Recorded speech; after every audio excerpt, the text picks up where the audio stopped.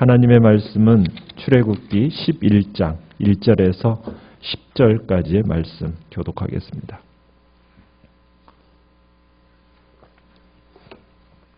출애굽기 11장 1절에서 10절입니다. 여호와께서 모세에게 이르시기를 내가 이제 한 가지 재앙을 바로와 애굽에 내린 후에야 그가 너희를 여기서 내보내리라. 그가 너희를 내보낼 때에는 여기서 반드시 다 쫓아내리니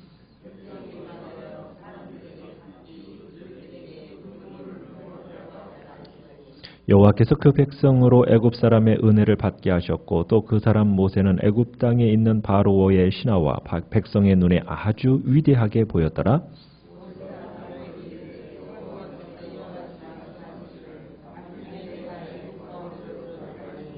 애굽 땅에 있는 모든 처음 난 것은 왕위에 앉아있는 바로의 장자로부터 맷돌 뒤에 있는 몸종의 장자와 모든 가축의 처음 난 것까지 죽으리니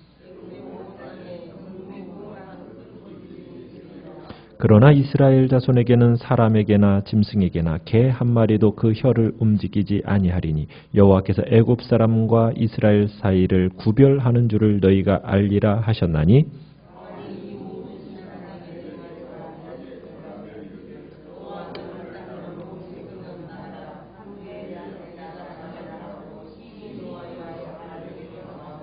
여호와께서 모세에게 이르시기를 바로가 너희의 말을 듣지 아니하리라. 그러므로 내가 애굽 땅에서 나의 기적을 더하리라 하셨고 모세와 아론이 이 모든 기적을 바로 앞에서 행하였으나 여호와께서 바로의 마음을 완악하게 하셨으므로 그가 이스라엘 자손을 그 나라에서 보내지 아니하였더라.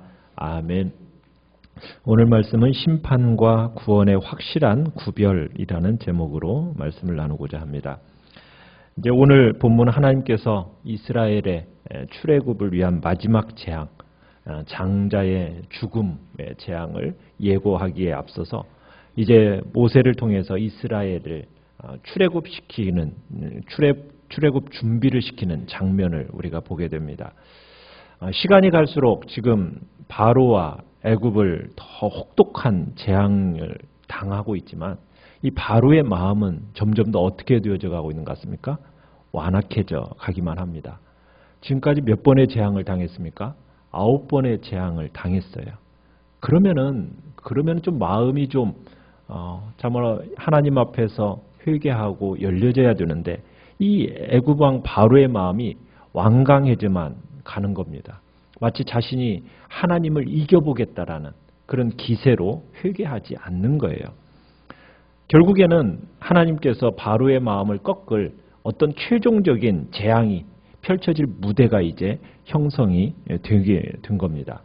그래서 이 11장은 10번째 재앙을 이렇게 실행하기 전에 어떻게 해서 이곳까지 오게 되었는가, 그 이유가 무엇인가에 대한 어떻게 보면 역사적인 회고라고 우리가 볼 수가 있습니다. 이 역사적인 회고, 이것이 10번째 재앙이 있기 전에 필요한 이유가 뭘까? 왜냐하면 이 10번째 재앙은 모든 재앙들 중에서 가장 큰 파괴력과 고통을 동반하기 때문입니다.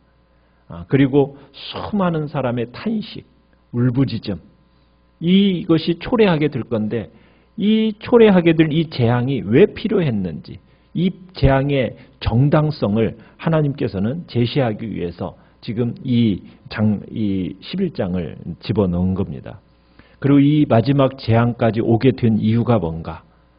무엇 때문입니까? 순전히 바로의 교만함과 고집 때문에 여기까지 이 재앙이 오게 된 거라고.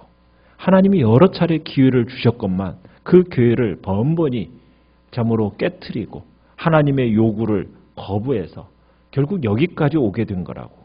바로의 그 어리석은 선택 때문에 결국에는 이 장자의 재앙이 비롯된 것임을 하나님께서 선언하시고 계시는 겁니다. 자, 하나님께서 마지막 재앙, 이제 이것을 겪은 바로가 이제 어떻게 행동할 것이라고 말씀하고 계십니까? 1절에 보면은 이 마지막 재앙이 얼마나 혹독한지 이제 하나님은 바로 그들을 신속하게 쫓아낼 거라고 예고를 하고 계세요. 여기서 반드시 다 쫓아내리라. 그죠? 그러면서 또 이제 8절에 보면은 이렇게 얘기합니다. 8절에는 왕의 이 모든 신하가 내게 내려와 내게 절하며 이르기를 너와 너를 따르는 모든 백성 나가라 한 후에야 내가 나가겠다. 이제 결국에는 이런 지경에까지 이제 가게 될 거라는 겁니다. 그러니까 이스라엘의 애굽 탈출, 이제는 더 이상 바로의 동의에 연연할 문제가 아니라 이제는 어떻게 될 거라고요? 이제는 절하면서까지 제발 나가달라고 이렇게 만들겠다는 겁니다. 제발 떠나달라고 이렇게 애원하도록, 그러면서 결국 당장 신속하게 떠나가게 될 것을 이제 말씀하고 있는 겁니다. 참 바로가 10번째 재앙을 받은 후에야 이스라엘 백성을 내보낼 것이다. 여러분, 이 말씀을 보면서 우리가 무엇을 느끼게 됩니까? 그러니까 하나님께서는 이 어리석은 죄인이 결국 이런 길을 걷고 있음을 바로를 통해서 보여주고 계시는 거예요. 여러분, 이 세상의 사람이 아무리 강해 보여도요, 결국에는 하나님 앞에 무릎 꿇게 되어 있습니다. 세상 사람들이, 악한 자들이 스스로 아무리 강한 척한다 할지라도 하나님 앞에서는 아무것도 아니에요. 하나님이 꺾어버리시면 결국 여지없이 꺾임 당할 수밖에 없는 것이 이 세상의 죄인의 모습입니다. 모세와 이스라엘 백성도 참으로 바로가 버티는 동안 참 힘들었어요. 인내의 시간을 가졌어요. 그러나 결국 최후의 승리는 누구의 것입니까? 하나님 편의 선자의 것입니다. 최후의 승리는. 그러기에 우리 세상 사랑의 그 악한 자들 때문에, 성도들을 박해하는 자들 때문에 우리가 두려워할 이유가, 필요가 전혀 없는 거예요. 결국 성도는 누구만 두려워하면 돼요? 하나님만 두려워하면 되는 거예요. 세상의 어떤 것도 두려워할 필요가 없습니다. 왜요? 성도는 세상의 어떤 권세 앞에서도 우리가 당당할 수 있는 이유, 하나님 앞에 하나님 편의 선자는 반드시 뭐가 있다라는 거예요? 승리가 있을 것이다. 우리는 세상을 향하여서 죄에 대해서 그러기에 심판을 선언해야 되고, 또 우리가 하나님의 말씀을 담대하게 증거해야 되는 겁니다. 최후의 승자는 하나님 편에 있는 자라는 것, 하나님과 동행하는 자라는 것, 우리가 이것을 기억하면서 진리의 편에, 하나님 편에 우리가 서야 되는 겁니다. 자, 하나님께서는 이스라엘 백성과 모세에게 또한 은혜를 베푸세요. 2절, 3절을 보면은 어떤 은혜를 베푸시고 계십니까? 자, 모세에게 애굽을 떠나게 될 이스라엘 자손들에게 지시사항을 한 가지 알려주십니다. 자, 애굽 사람들에게 뭘 구하라고 얘기합니까? 은금 패물을 구하게 하라고 이스라엘 백성들로 하여금 그 이웃 애굽 사람들에게 은금 패물 구하게 하라고 지금 지시를 내립니다. 그래서 이스라엘 자손들이 결국 애굽 사람들로부터 무엇을 받아서 은금 패물, 귀중품을 얻어서 떠나게 될 거라는 거예요. 자, 그런데 그 일을 누가 하신다고요? 3절. 하나님께서 이 애굽 사람들의 마음에 은혜를 받게 하신다라는 거예요. 그들의 마음을 어떻게 해요?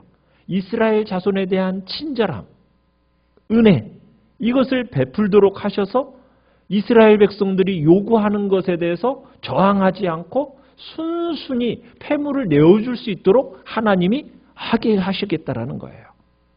그래서 모세를 향해서 이스라엘 백성들이 떠나게 될 때 빈손으로 떠나지 않고 애굽 사람들의 물품을 취하여 떠나가게 될 것을 지금 말씀하고 있는 겁니다.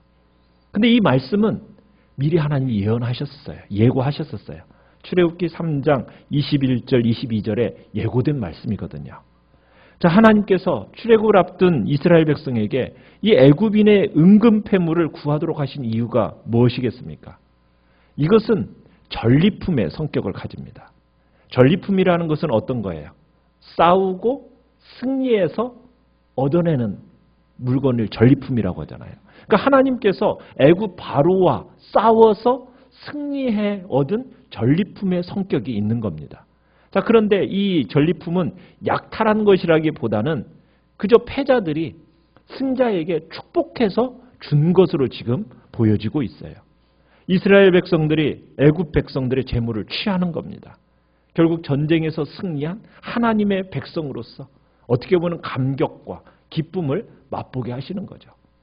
여러분, 이스라엘 백성들이 이렇게 하나님 안에서 누렸던 승리의 기쁨, 이것은 오늘날 우리 성도들에게 있어서도 동일하게 그리스도 안에서 누리는 승리와 구원의 기쁨에 대한 예표가 되어집니다.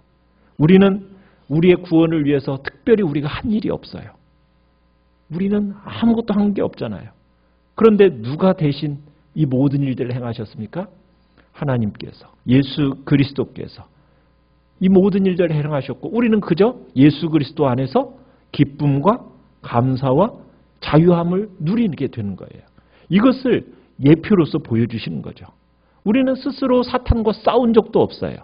그럼에도 불구하고 우리의 대장 되신 예수 그리스도께서 사탄과 직접 싸워 승리하심으로 말미암아 우리에게 구원이라는 전리품이 우리에게 주어진 것을 미리 보여주시는 겁니다. 또한 여기서 보는 건 뭐냐면, 응급폐물을 이제 애굽 백성들에서 취하잖아요. 그러면서 그동안 애굽 노예로서 생활하고 착취를 당하지 않았습니까? 그런데 그에 대해서 마지막에는 다 어떻게 하시는 거예요? 보상받게 하시는 거예요. 하나님께서 일순간에 다 보상받게 하시는 거예요. 그러니까 이스라엘 백성들은 애굽에서 노예 생활하면서 착취당한 거, 그거 생각했는데 하나님이 다 어떻게 하셨다는 거예요. 그 수고 다 기억하고 계셨다는 거예요. 다 기억하고 계시다가 출애굽 때 애굽인들의 마음 다 움직여가지고 이스라엘 백성들의 그 수고 다 보상토록 하시더라는 거예요. 그러니까 하나님께서는 자기 백성의 수고 절대로 잊지 않으십니다. 다 갚아주세요. 그래서 우리가 하나님을 섬기면서 우리가 때로는 하나님의 말씀에 순종하는 삶을 살면서 세상 속에서 불이익을 당할 때도 있고, 하나님의 말씀에 순종하다 보니까 억울한 일을 당할 때도 있잖아요. 그럴 때 실망하거나 낙심할 필요가 없어요. 그때 분명히 누가 다 보고 계셔요? 하나님이 보고 계시고 그 모든 수고와 고통 다 기억하고 계셨다가 언젠가는 다 갚아주신다는 거예요. 그리고선 그 모든 수고와 고통을 잊게 하실 거라는 거예요. 그러니까 비록 이 세상에서 믿음으로 말미암아 어려운 일을 당하고 많은 수고를 당하고 고통을 당한다 할지라도 하나님께서 다 갚아주실 거 믿고 끝까지 우리가 낙심하지 말고 그 믿음의 수고 감당하시길 바라요. 네, 우리가 그 길을 걸어가는 겁니다. 자, 모세는 바로에게 마지막 이제 애굽에서 어떤 재앙이 나타날 것을 경고합니까? 이제 5절, 6절 이렇게 보면은 10가지 재앙 중에서 마지막 재앙, 어떻게 보면 절정이죠. 이제 애굽 장자들을 죽이는 재앙입니다. 모든 처음 난 것, 사람들뿐만 아니라 짐승들까지 처음 난 것은 다 죽이는 거예요. 이 재앙은 우리가 계속해서 보아왔지만 애굽의 신들을 공격하는 재앙이라는 것을 우리가 계속 보아왔잖아요. 여기도 마찬가지예요. 애굽의 신들을 공격합니다. 어떤 신을 공격하느냐? 바로와 그의 장자도 죽이잖아요. 바로의 장자도. 왜 지금 바로와 그 장자도 신으로 숭배받고 있어요. 어떤 신으로 숭배받고 있다고 얘기하고 있습니까? 태양의 아들이라는 그런 존재로서 바로를 숭배했고 그 바로의 장자를 숭배했었어요. 그런데 태양의 신의 아들로 여겨지는 이가 이제 어떻게 되는 거예요? 죽임을 당하는 거예요. 결국 태양신 라를 치는 겁니다. 태양의 아들이라 하더라도 죽을 수밖에 없다라는 거. 또 생명과 죽음의 신으로 여겨지는 오시리스라는 신이 있어요. 그런데 이 오시리스 신이 전혀 힘을 못 쓰고 무력화되는 것을 보여주는 겁니다. 또 타우르트라는 신이 있었는데 그 신을 숭배했었는데 이 신은 출생하는 신, 또 집을 보호하는 신으로 여겨졌었어요. 그런데 장자를 죽임으로 말미암아 출생하는 여신이나 자신의 집을 보호하는 그 신의 역할이 제대로 감당하지 못하고 장자가 그저 죽어가는 것을 어떻게 보면 그 신이 봐야만 되는 거예요. 결국 뭡니까? 이 신들은 참신이 아니라는 것. 인간들이 만들어낸 허구이라는 것을 다시 한번 확인시켜 주는 겁니다. 자, 이 장자의 재앙은 출애굽기 1장과 연관되어 있어요. 자, 출애굽기 시작은 어떻게 시작이 됩니까? 요셉을 모르는 바로가 이스라엘 자손을 핍박하는 일로 시작해요. 자, 핍박의 절정이 어떻게 이루어지고 있죠? 마지막에는 이스라엘 자손의 인구를 억제하기 위해서 어떻게 합니까? 그죠? 갓 태어난 남자아이는 다 죽이는 만행을 저질렀어요. 하나님께서 그 만행에 대한 보복으로서 이제는 하나님의 이 애굽의 아이들을, 장자들을 다 죽이는 거예요. 오래전에 바로가 저지른 그 죄에 대해서 하나님은 심판하고 계시는 거예요. 자, 이 재앙이 있을 때, 자, 이스라엘 자손에게서는 어떤 일이 있습니까? 7절에 가보면. 그러나 이스라엘 자손은 어떻다고요? 사람에게나 짐승에게나 개 한 마리도 그 혀를 움직이지 아니하리니. 무슨 얘기입니까? 지금 장자의 재앙으로 말미암아 지금 애굽은 어떤 상태래요? 6절에 가보면 전무후무한 큰 부르짖음이 있을 거래요. 그런데 이스라엘 자손에게는 어떻다고요? 그런 재앙이 있는데도, 지금 애굽 땅에 그런 재앙이 막 돌고 있는데도 불구하고 이 이스라엘 자손에게는 사람에게나 짐승에게나 개 한 마리도 그 혀를 움직이지 않는다. 애굽을 향한 그 심판에 어떻게 보면 철저한 절망의 심판과는 달리 이스라엘 백성들은 심판으로부터 완벽하게 어떻게 된다고요? 구원받는다고요. 보호받는다고요. 하나님께서 구별시키신다고요. 여기서 개도 그 혀를 움직이지 않는다. 무슨 말입니까? 개도 짖지 않는다. 개라는 짐승은 어떻습니까? 주변에서 어떤 일이 발생하면 어때요? 민감하게 반응하면서 짖어대는 특성을 가지고 있잖아요. 그런데 지금 이스라엘 중에 있는 개가 어떻다고요? 한 마리도 짖지 않는데요. 짖지 않는다는 얘기는 뭐예요? 지금 애굽에는 엄청난 큰 부르짖음 속에서 지금 큰 재앙이 임했는데도 불구하고 이스라엘이 거주하는 그곳에서는 이전과 다름없이 아주 평안한 시간을 보내게 될 거라는 거예요. 개 한 마리 짖지 않고 아주 평안한 그런 시간을 보내게 된다는 거예요. 그러니 하나님께서 이스라엘은 장자의 재앙으로부터 완벽하게 보호하실 거라는 그것을 지금 의미하고 있는 겁니다. 이스라엘 백성들 어떻게 하면 머리털 하나 상하지 않도록 하나님께서 그 모든 재앙으로부터 철저하게 보호하시고 마침내 해방을 맞이하게 할 거다.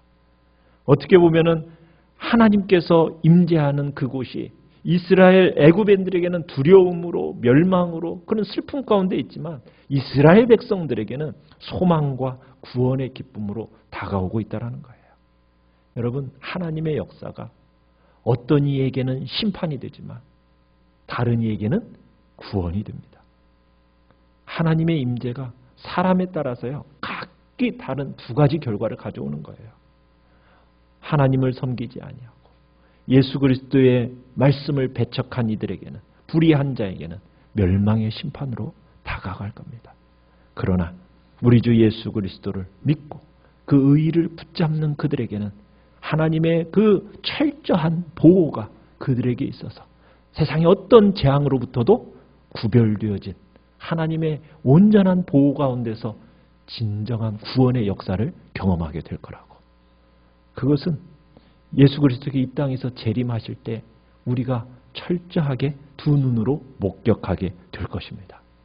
하나님의 의인 예수 그리스도, 그분 안에 있는 자들은 온전한 보호를 받게 됩니다. 이것을 우리가 믿기에 우리가 이 세상을 살아가면서 세상의 어떤 재앙, 요한계시록에 나타난 수많은 재앙들이 막 올 때 우리가 두려워할 이유가 전혀 없는 거예요.